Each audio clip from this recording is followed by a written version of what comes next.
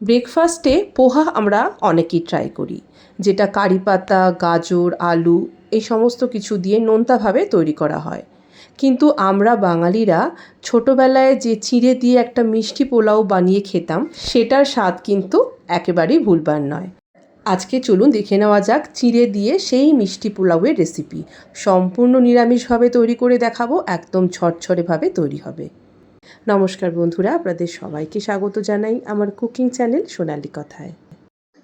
চিঁড়ের পোলাও বানানোর জন্য আমি এখানে প্রথমে নিয়ে নিচ্ছি চিঁড়ে। এখানে মোট 2 কাপ চিঁড়ে আমি ব্যবহার করছি। পোলাও বানানোর যে চিঁড়েটা আমরা নেব সেটা সাধারণত একটু মোটা হলে ভালো হয়। একদম পাতলা চিঁড়েটা ব্যবহার করবেন না, সেটা ধুতেই একদম নরম হয়ে যায়, পোলাও ঝরঝরে তৈরি হয় না। তো এখন আমি চিঁড়েটাকে ভালো করে জল দিয়ে ধুয়ে নেব। 2 থেকে 3 বার জল পাল্টে চিঁড়েটাকে ধুয়ে নিচ্ছি। চিঁড়ের গায়ে যেটুকু ময়লা থাকে সেগুলো সমস্ত পরিষ্কার হয়ে যাবে।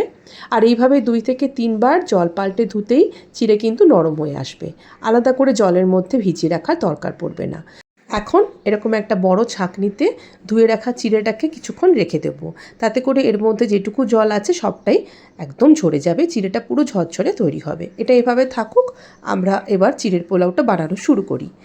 একটা বড় ননস্টিকের কড়াই নিয়েছি, তার মধ্যে অল্প একটু সাদা তেল দিয়ে আমরা একে একে প্রথমে কিছু ড্রাই ফ্রুটস ভেজে নেব। প্রথমে দেখতেই পেলেন চিনেবাদাম তেলের মধ্যে লাল করে ভেজে তুলে নিচ্ছি। চিনেবাদাম ভাজতে একটু সময় বেশি লাগে। প্রথমে চিনেবাদামটাকে ভেজে নিয়ে তারপরে দিচ্ছি কিছু পরিমাণে টুকরো করে নেওয়া কাজু।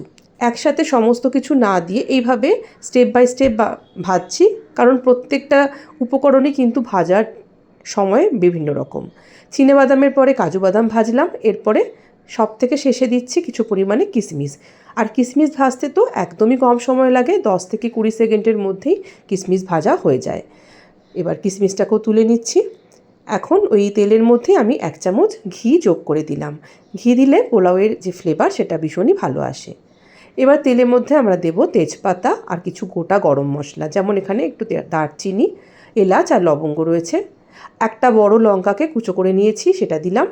আর 2টো মিডিয়াম সাইজের আলুকে এইভাবে একদম ছোট ছোট করে টুকরো করে নিয়েছি, সেটাও তেলে ছেড়ে দিলাম। এবার এগুলোকে 1 থেকে 2 মিনিট একটু লাল লাল করে ভেজে নেব। আর তখনই এর মধ্যে একটু পরিমাণে লবণ, একটু হলুদ আর 2 চামচ চিনি যোগ করে দিয়েছি। এই পোলাওটা একটু মিষ্টি খেতে হবে, তো সেই জন্য চিনির পরিমাণটা আমি এখানে 2 চামচ রেখেছি। আপনারা চাইলে এর থেকে কম বা বেশি দিতে পারেন। আলুটা যখন মোটামুটি সিদ্ধ হয়ে আসবে তখন জল ঝরিয়ে রাখা চিঁড়েটা দিয়ে দেব।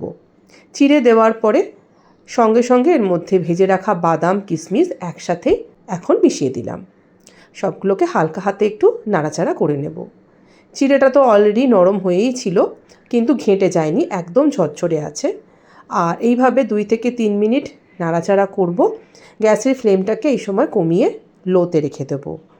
ভালোভাবে যখন বাদাম, নুন, চিনি সব কিছু চিঁড়ে আলুর সাথে ভালো করে মিশে যাবে, তখন আমরা কড়াইয়ের ঢাকাটা বন্ধ করে দেব। এইভাবে কড়াইয়ের ঢাকা বন্ধ করে একদম লো ফ্লেমে আরও 2 মিনিট রান্না করে নেব। ঢাকা সরিয়ে নিয়েছি, আমাদের চিঁড়ের পোলাও একেবারে তৈরি। ঝরঝরেভাবে এই তৈরি করে নেওয়া মিষ্টি নিরামিষ চিঁড়ের পোলাও যে কোনো নিরামিষের দিনে আপনারা ট্রাই করতে পারেন। আমার দেওয়া ছোট ছোট টিপসগুলো মাথায় রেখে এই পোলাও বানালে চিঁড়েগুলো একদম ঝরঝরে হবে, ঘেঁটে যাবে না। আজকের রেসিপি ভালো লাগলে এটিকে লাইক, কমেন্ট, শেয়ার করে চ্যানেলটিকে সাবস্ক্রাইব করে আমার পাশে থাকবেন। সবাই ভালো থাকুন, নমস্কার।